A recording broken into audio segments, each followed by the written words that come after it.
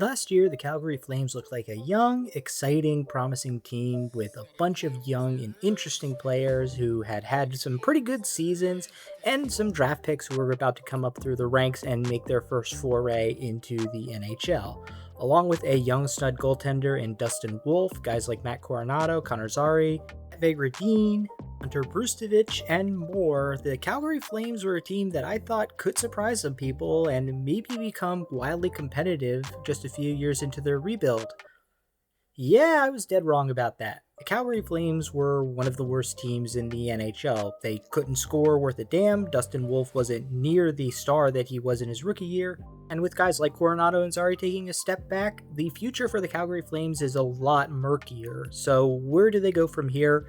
Let's try and fix the Calgary Flames. And we'll start, of course, with the guys who are in charge of this whole thing, Greg Conroy, the GM, and Ryan Huska, the head coach. And it's tough for me to give a fair evaluation of either of these men. They've only been in their jobs for a few years now, and although I like the process both of them are taking, the results just haven't been there and we haven't seen upward improvement. That can certainly change, but I don't feel so strongly about them that I'm willing to advocate and say that they are going to be the guys going forward. Conroy, for his part, has made some good trades and accumulated a lot of draft capital and prospects, but not many of those have translated into being high-end players that the Flames need, while Huska, on the other hand, hasn't really had the ingredients, and although he did a really good job coaching the team up last year and they had a winning record, the team took a big step back this year, so it's kind of hard to determine how much of that's on the coach and how much of that's on the talent on the roster. Speaking of that talent on the roster, looking at how the Flames ended the 25-26 season, you can see that there were a lot of key injuries, from vets like Jonathan Huberdeau and Jake Bean to the young players they were hoping would take a next step like Zary and Sam Honzek. Some of their best young prospects like Parake and Gradin made the jump to the NHL last year, and they were both pretty impressive. So the hope would be this year, with a lot of these guys coming back from injury, they should be a bit stronger. But unfortunately, when you insert even those injured players into the lineup and just take a look at the talent on the roster, it's still pretty bereft. And a lot of the hope for this year is going to hinge on those young players. I liked a lot what I saw from Zane Parake last year, and even Hunter Brustovich was very good and very underrated. I think both of those guys could develop into top 4 defensemen. Parake maybe even has upside to be a number 1 guy, but for this upcoming year, that's still asking a lot. I think they're probably 2 years away each from being solidified top 4 guys. In goal, even though he took a step back last year, Dustin Wolf's still a very good goaltender, and Devin Cooley, for his part, actually had a really good year, so I think that they're a very fearsome tandem, and not requiring one of those guys to shoulder 50 or 60 starts is a really good thing for 2 young goalies, in my opinion. Up in the forward core, though, it is just an absolute desert of talent. Zary and Coronado taking steps back last year really hurt their projections. I don't know if we can reliably count on those guys to be anything more than complementary pieces. And while I liked a lot of what Matt Gradin did in his first year, I don't know that I can say that he's a top sixer on a contending team right now. He's still a developmental process. As for Samuel Honzek, I wasn't really impressed with what he showed last year, but he's still very, very young, so I would not write him off at all. It's just going to take some more time for him to develop. And then when you look at the rest of the forwards, there are a lot of middle 6 guys on contending teams. Guys like Backlund, Coleman, Farabee, and Frost. They're all perfectly fine as middle 6 players, but they're being asked to eat top 6 minutes. And then, of course, Jonathan Huberdeau is just an absolute shell of what he was in Florida. That has been one of the worst trades maybe we've ever seen, depending on what they actually managed to flip Mackenzie Weegar for in terms of all of those draft picks. But he is going to be put on the first line basically because there's nobody else, but he is a guy who's going to be a buyout candidate. In a couple of years, it's one of the worst contracts in the NHL, but they just have no choice but to play him. So the Flames need help up front unless Coronado and Zary finally develop into top 6 forwards, which they desperately were counting on. If not, they need just about everything up front. They probably could use another top 4 defenseman or a number 1 defenseman if they don't want to put that load on Parake right now, which I would not. That's a lot to add in one offseason, which is why I just don't feasibly see that being the case. And in addition, because of some of those terrible contracts, the Canucks don't have a ton of cap space. Now, they don't have a lot of players that need to be re-signed this offseason, so they have some cap room to play with.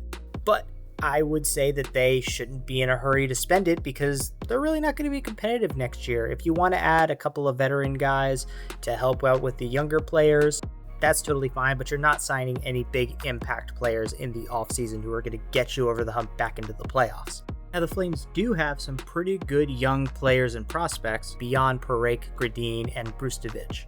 Their best young prospect is Cole Reshny, who was their first round pick last year and is set to play at the University of North Dakota for his sophomore season. Hopefully, he'll be willing to make the jump to the Flames sometime this year, maybe after the NCAA season ends. And then you have some other young forwards like Cullen Potter and Ethan Wittenbach, who could also be late season additions to your forward core.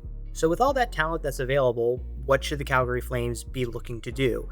As I said, I don't think that they should be splurging in the free agency market. Number one, because they don't have a ton of cap space. Number two, because they just won't be that competitive, even if they sign the biggest ticket players. And number four, because they need to conserve their assets to continue to build up this roster.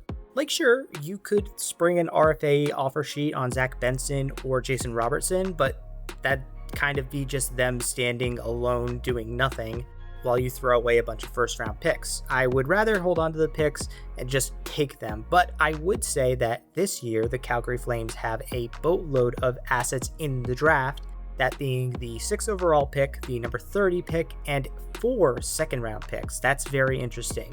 Now, the problem with the draft for the Flames is that they're in the absolute worst position to address their biggest need, which is to add an impact forward. Honestly, it's a two-man race as far as a guy who can step in this year and become an impact player.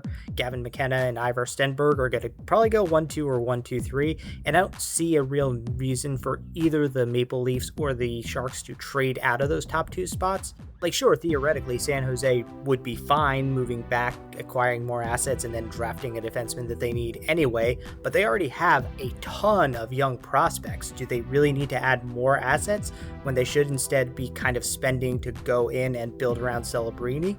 And similarly, while the Maple Leafs would like to add more assets, they're a team that's in win-now mode with Matthews, Nylander, Nyes, and all the defensemen they got locked up, so why wouldn't they just add McKenna and try and supercharge their team going into the next few years? In all likelihood, the Calgary Flames are probably going to stick at 6, and they should take the best player available. There are some forwards who I think could be in consideration at 6 if they're not gone already, namely Vico Bjork, Tynan Lawrence, Ethan Belchetz, or Caleb Malhotra if he's still somehow there at 6. Honestly, I think the most likely outcome is that they're going to be in that spot where you can either take one of the better defensemen that's going to be available in the draft or take one of the next tier forwards that's available. And even though forward is a need, my thought process is when you're picking this high in the draft, you just go best player available because you can always trade for other players with your excess goods. So if it's Carson Karls or Keaton Vierhoff or Albert Schmitz or Daxton Rudolph who's available and has highest on your board, unless you have one of those forwards comparable to them or higher than them,